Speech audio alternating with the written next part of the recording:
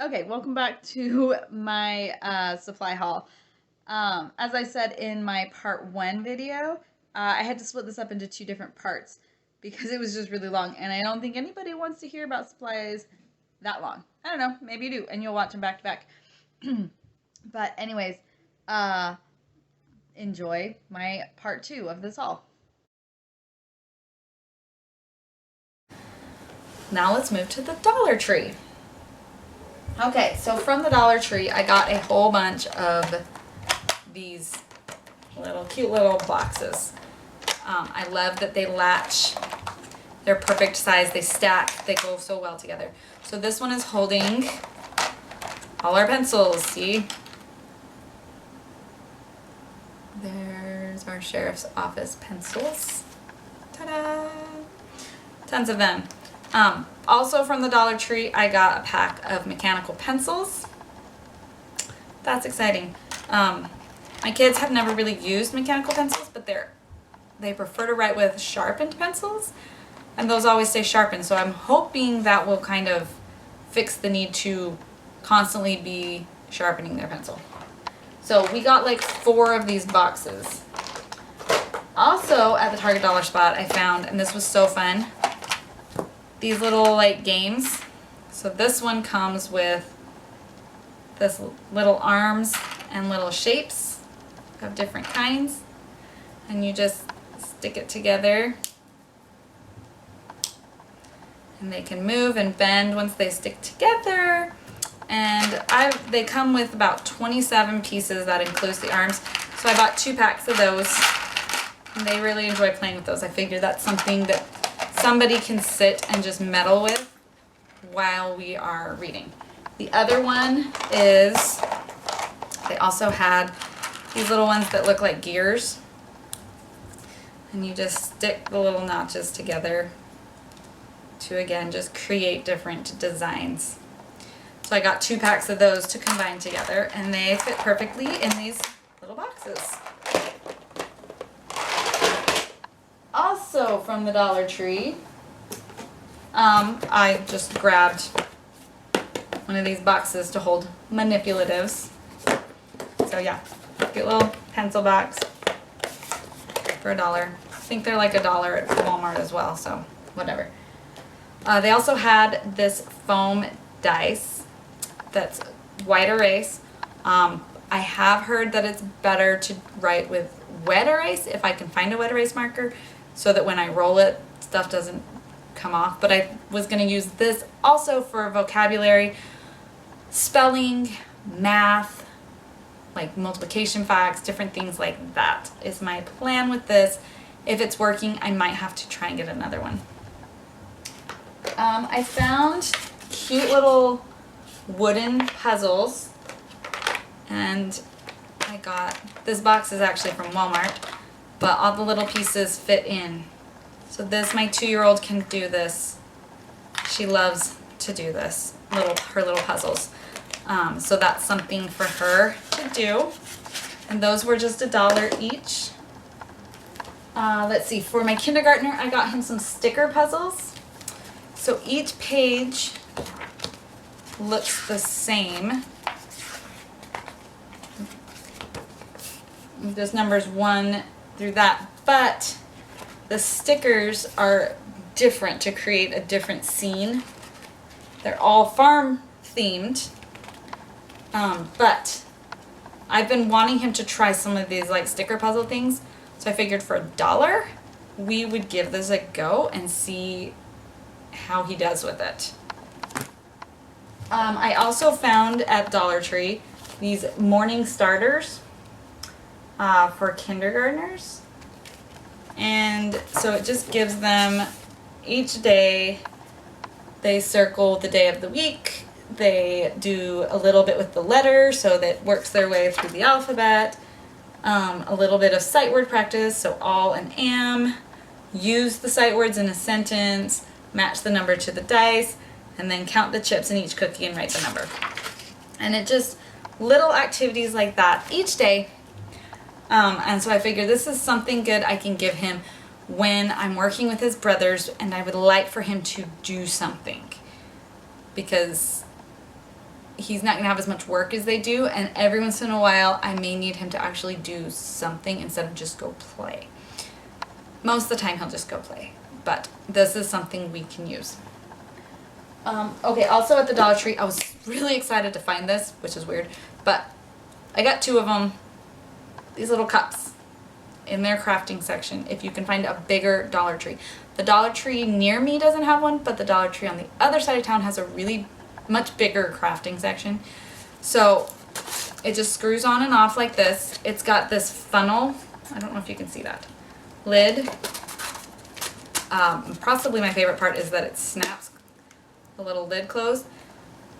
So my idea is for water. I know that they plan, well, it does say it's a brush cleaning pot.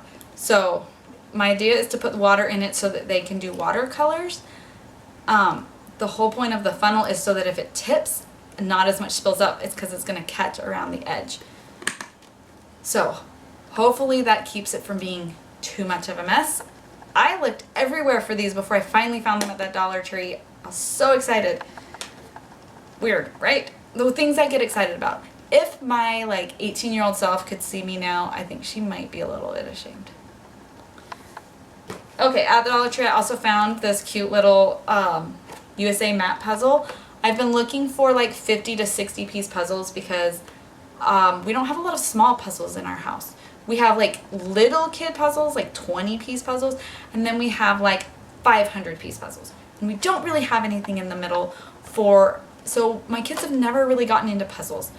But I thought this would be good because it's only 60, it's cute, it reinforces the United States geography, even though we're not doing United States geography. Any of my other videos you found, I actually have a lot of United States geography stuff to do with them this year. The last thing from Dollar Tree I found was this student planner. I figure I will give this a go with my 6th grader. I'm trying to figure out how to make him more independent. 1, he's not very independent himself. 2, I have a really hard time letting go of the reins and allowing him to fail, which is something I need to do. And so I'm hoping maybe if I can if I write his assignments down at the beginning part of the year, he can learn how to do it, or he'll at least learn how to follow it and do a checklist. I hope it works. He's really not very independent. He just kind of does what I tell him to do, and that's it. So we'll see if we can do that. Okay, so lastly is our Amazon stuff, I guess. And then the stuff to show you that's already that I can't show you sitting here. Okay, so I got this. That's boring, but it hangs on the wall. They can put stuff in. This is where they're going to put completed work. Last year we didn't have anywhere for them to put completed work. They were supposed to stick it back in their individual folders, but most of the time they would just kind of throw it on the ground, and then I would have to go around and find it. Hoping if I just give them one easy, simple place to just slip it in and move on, that maybe it will control the clutter a little bit.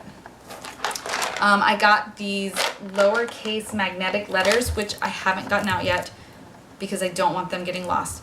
But I really like them because 1, they're lowercase, which is hard to find, and 2, the nouns are red, or no, sorry, nouns. The vowels are red and the consonants are blue, so that I can point out the nouns and how they change the sounds that they make. So I really, when I saw that on somebody else's video, I said I have to have. In our house, we are Latter-day Saints. That's our religion. And so most of the Bible curriculum and stuff that's out there isn't, the wording in it is not the same type of wording that we use in our religion. Different people speak differently, and it's just a culture thing. And so it's not something that my son would really get into. But I did find him a scripture study journal thing. So this is something that I want my oldest son to do in the morning before we start school, before he even comes upstairs. He's gonna, hopefully, the goal is to wake up early and do this before the other kids, because he's old enough now. He really needs to start learning how to study the scriptures on his own. We do it as a family. We read the scriptures, we talk about them, we talk about concepts, but trying to do it on your own is like a whole different ballgame. And this is really simple. It just gives him the scripture to read for the week, and then it gives him questions to think about in terms of what happened, like what happened to this person, what does this word mean? Maybe he has to go look up a word. And then every week it gives him a blank page to draw something he learned, draw something that happened, whatever it is, because some kids might have a hard time describing things with words, but they might be able to draw it. So I like that it gives him both options. Hopefully he uses both sides of it, but I do like that it gives him different options. I also got so my two oldest will be doing a looping schedule of handwriting, typing, and then some sort of enrichment activity based on their strength. So my oldest is going to be doing vocabulary cartoons when he gets to that day, because he's really into writing, and so I want to build his vocabulary. My third grader is very math oriented, so I've been wanting to do something math related, and I finally decided, but that wasn't just like, here's some extra multiplication problems. Like, what could I do that was a little bit different and a little bit outside the box for him? So I picked up the Beast Academy puzzles. I have been so interested in doing Beast Academy with him as a supplement, but it's a little expensive for me to justify using it as a supplement. So I haven't decided, maybe someday we will, but for now I got him these puzzles that he will work through. And they're going to be hard. I looked through them. He's probably going to get frustrated at first until he figures out how to work them, but he's a smart kid, and he is very math oriented and math minded, and I think this will just help him be able to look at things a little differently, which is something he is good at. Okay, the last thing to show you, this was really exciting, is a clock. Ding. Isn't this a cute clock? What I wanted was a clock that had all the numbers on it. It wasn't any weird numbers, and had little marks for all the minutes in between, because my third grader and my kindergartner are working on time, and honestly my sixth grader could stand to do better with his time. So I really wanted a clock that I would be able to point to and say, tell me what time it is. So for my kindergartner, ask him on the hour. For my third grader, ask him, during the minutes and elapsed time. How much time until this? How much time until that? How long has it been since this? And to have an actual clock up that works, because so far we've just been using clocks that sit there. Like, I just move the little hands and show them the time. So that was something I really wanted, and so I just got that, and I'm so excited. That's my haul. I know there was a lot here, but it was all really fun stuff and different and exciting, and I'm so excited. And I'm excited for this new year. I'm excited for my new room, and I can't wait to show you what I've done with this room. It is almost done. I'm waiting for one thing to come in from Amazon next week, and then I can show you. So, bye y'all.